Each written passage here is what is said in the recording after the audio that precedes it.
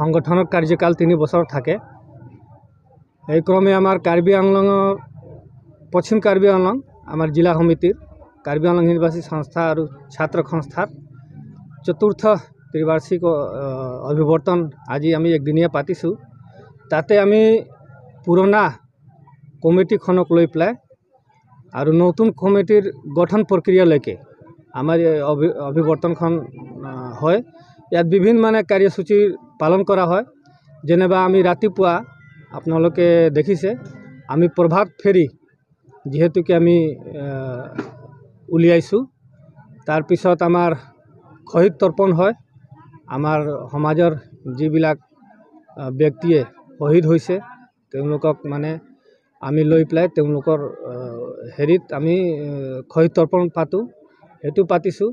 তাৰপিছত আমাৰ ৰেজিষ্ট্ৰেশ্যন হয়, আমাৰ ফ্লেগ হোষ্টিং হয়। ফ্লেগ হোষ্টিং আমি 2 সংগঠনৰে কৰোঁ।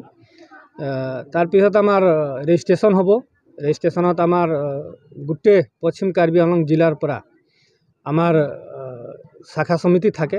শাখা সমিতিৰ পৰা 3-4জন ডেলিগেটছ আছে আৰু তাতে আমাৰ জিলা সমিতি আগন্তুক যিটো আমাৰ কমিটি গঠন হ'ব তাত জিলা সমিতিৰ কাৰণে আমি মেম্বৰ অলৰেডি বাছনি কৰা হৈ যায়। আগতে এই কমিটিখন গঠন কৰোঁতে তেওঁলোকেহে আজি আমাৰ ইয়াত অভিৱৰ্তনৰ ডেলিগেটছ হিচাপে উপস্থিত থাকিব আৰু আগভাগ ল'ব আৰু গোটেই দিন আমি আলোচনা বিলোচনা কৰিম আমাৰ সমাজৰ বিষয়ে।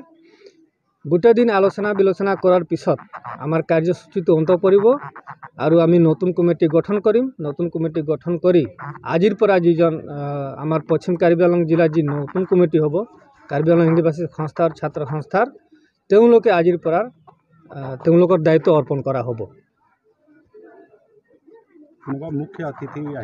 মুখ্য অতিথি আমি আমাৰ লোকেল MSC শ্ৰী পৱন কুমাৰ দেৱক আমি মাতিছোঁ। সেশ্যনত ইনগ্ৰেশ্যন কৰিব।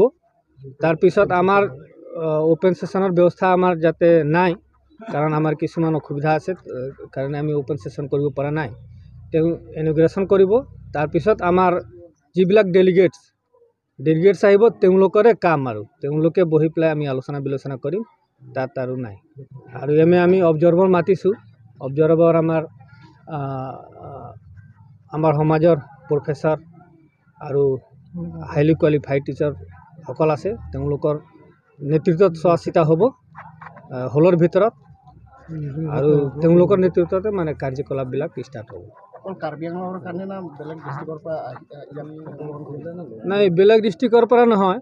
এনে আমাৰ কেন্দ্ৰীয় সমিতিৰ বেলেগ ডিষ্ট্ৰিক্টত যিবিলাক আহে তেওঁলোকে আহিব, কিন্তু ডেলিগেটছ হিচাপে গতিকে এইটো পশ্চিম কাৰ্বি আংলং জিলা সমিতি হয়। পশ্চিম কাৰ্বি আংলং জিলা সমিতিৰে ডেলিগেটছ থাকিব। কমিটি তেওঁলোকৰ মাজতে গঠন হ'ব। এনে আমাৰ ইষ্টও আমাৰ জিলা সমিতি আছে। ইয়াৰ পিছত আমাৰ ইষ্টৰো হ'ব, তাতো আমি অভিৱৰ্তন পাতিম। প্ৰথম এইটো পাতি লোৱাৰ পিছত আমি তাত পাতিম।